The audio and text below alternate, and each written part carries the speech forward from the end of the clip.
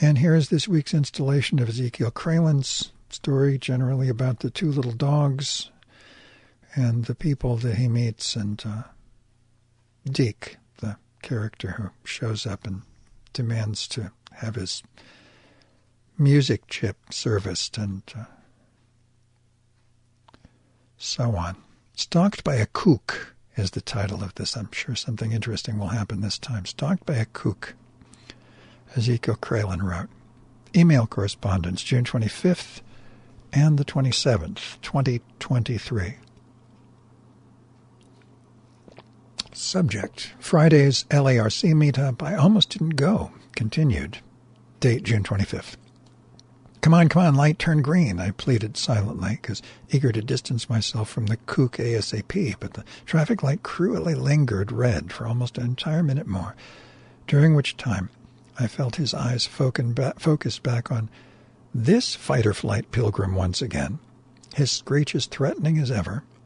Soon as I could cross, I veered to the right, away from the T-line stop, assuming the nasty string bean would walk on straight ahead. He did, and a few seconds later I sighed with relief and turned toward the island, where a light rail vehicle had just picked up riders going in the other direction, toward downtown, eventually Chinatown, its final stop. At least I can quickly get out of his range, wherever he is, once I board the T, I thought with relief. But guess what, Watson? There he was, at the far end of the island, pacing back and forth, swinging his arms in wild abandon and still screaming in fury, and that was when I mused for the second time, screw this LARC appointment.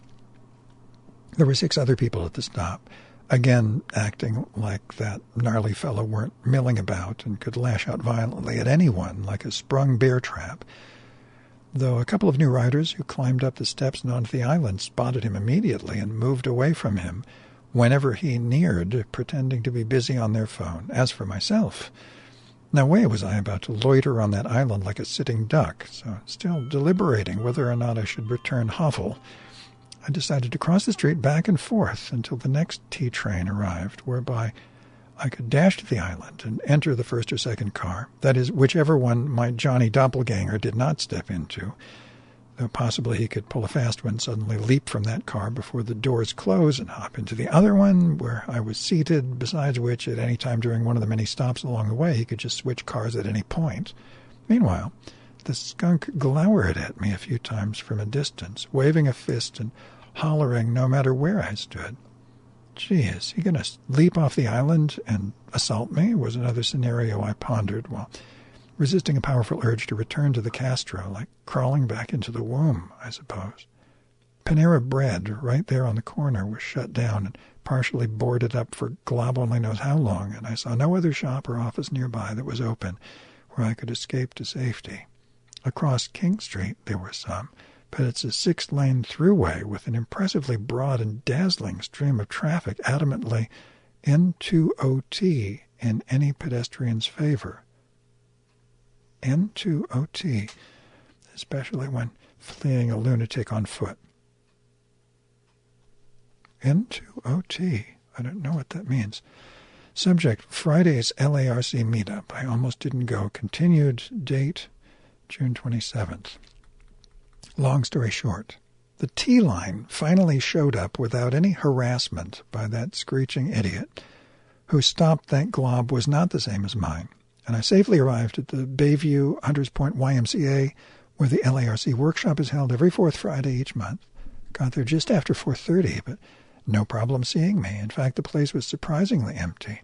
Unlike their other location in the Tenderloin, I was in and out of there under an hour, and the advice given me was what I expected.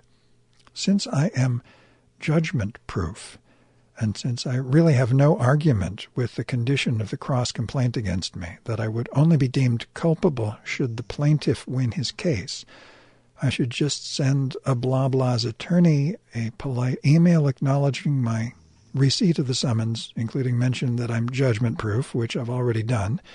If they do not dismiss me, I should then deliver a general denial or answer form within the 30-day deadline, July 9th, since any kind of official reply shows respect for the court system. Problem is, a reply of any sort requires me to deny one or more of the allegations, but I have no argument with any of them.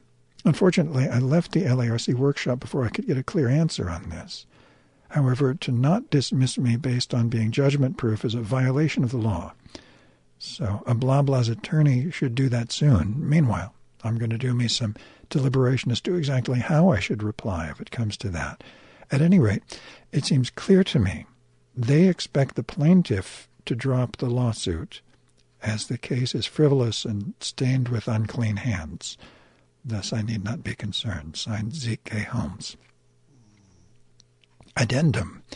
There is an error in the cross-complaint to me regarding the gender of the plaintiff, like so.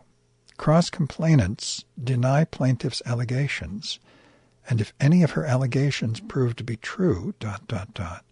I'm pretty damn sure the plaintiff is male. So I could make that my denial, though maybe this would come off as snarky. To be continued.